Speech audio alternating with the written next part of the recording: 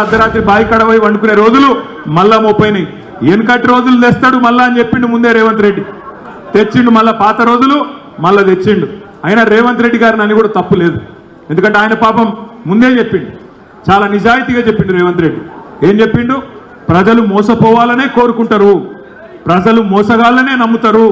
మరి ప్రజలు మోసపోవాలని కోరుకున్నప్పుడు మేము మోసం చేస్తే తప్పేంది అనే మాట రేవంత్ రెడ్డి గారు చాలా నిజాయితీగా చెప్పిండు.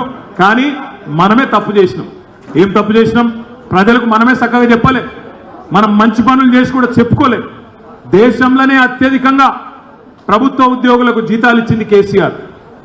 దేశం మొత్తంలోనే అత్యధికంగా ప్రభుత్వ ఉద్యోగులకు జీతాలు ఇచ్చిందే కేసీఆర్. 73% పెంచిండు కేసీఆర్ గారు. కేంద్ర ప్రభుత్వ ఉద్యోగుల కంటే ఎక్కువనే ఉద్యోగులకు జీతాలు ఇచ్చిండు. కానీ వాళ్ళని సంజాయించుకోలేకపోయినాం.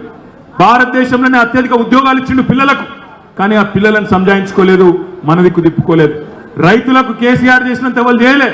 రైతు బంధు కానీ, 24 గంటల కరెంటు కానీ, కొనుగోలు కేంద్రాలు కానీ, రైతు వేదికలు కానీ, రైతు రుణమాఫీ కానీ ఎవరు చేయలే. కానీ ఆ రైతులను కూడా పూర్తిగా మన దిక్కు మలుపుకోలేకపోయినాం. ఇవన్నీ మనం చెప్పుకోవాలి. మళ్ళొక్కసారి మొన్న అసెంబ్లీ ఎన్నికల్లో జరిగిన పొరపాటు ఈసారి జరగనీయొద్దు. మన పోటీ మీరు మర్చిపోకండి. మన పోటీ కాంగ్రెస్తో లేదు. మల్కాజ్గిరి పార్లమెంట్లో ఖచ్చితంగా మన పోటీ భారతీయ జనతా పార్టీతో ఉన్నది. జాగ్రత్తగా ఉండవలసిన బాధ్యత మన మీద ఉన్నది. ప్రతి క్రిస్టియన్ సోదరుడు, ప్రతి ముస్లిం సోదరుడు, ప్రతి సిక్కు సోదరుడు, మైనారిటీ సోదరుల దగ్గరికి పోదాం, చెబుదాం వాళ్ళకు, అన్నా సెక్యులర్ పార్టీ, నిజమైన సెక్యులర్ పార్టీ ఇవాళ రాష్ట్రంలో ఏదైనా ఉంది అంటే కేవలం కేసీఆర్ గారి నాయకత్వంలో బీఆర్ఎస్ మాత్రమే. మనిషిని మనిషిగా చూసే పార్టీ, మతం కోణంలో చూడని పార్టీ ఏదైనా ఉందంటే మన పార్టీ మాత్రమే అని చెప్పాలా. అదేవిధంగా ఎవరన్నా పిల్లలు జై శ్రీరామ్ అంటే వాళ్ళకు కూడా సంజాయించాలి. జై శ్రీరామ్ అనే నినాదం కడుపు నింపదు. జై శ్రీరామ్ అనే నినాదం నీకు ఉద్యోగం ఇయ్యది. ఉద్వేగాలు కాదు, ఉద్యోగాలు కావాలి, కొట్లాడేటోళ్ళు కావాలి, మీకోసం మాట్లాడేటోళ్ళు కావాలి పార్లమెంట్లో అనే మాట పిల్లలకు కూడా సంజాయించుకోవాల్సిన బాధ్యత మన మీదనే ఉన్నది.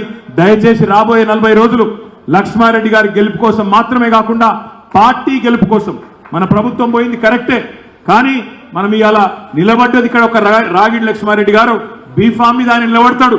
కానీ మనమే అభ్యర్థి అన్నట్టుగా అందరం కూడా కష్టపడదాం, గల్లీ గల్లీ తిరుగుదాం, ఇంటింటికి పోదాం. అసెంబ్లీ ఎన్నికల్లో జరిగిన తప్పు పార్లమెంట్లో జరగకుండా చూసుకుందామని చెప్పి విజ్ఞప్తి చేస్తూ జై తెలంగాణ.